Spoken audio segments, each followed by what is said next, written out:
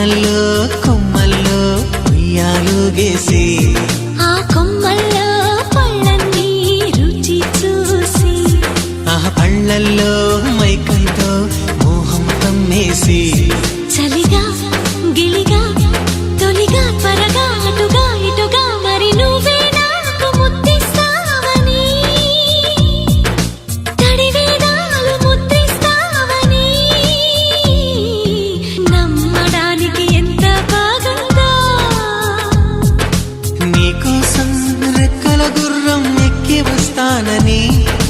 పగడపు దీనికి నిన్నే నేను తీసుకెళ్తానని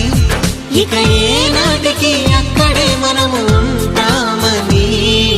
నమ్మడానికి ఎంత బాగుందో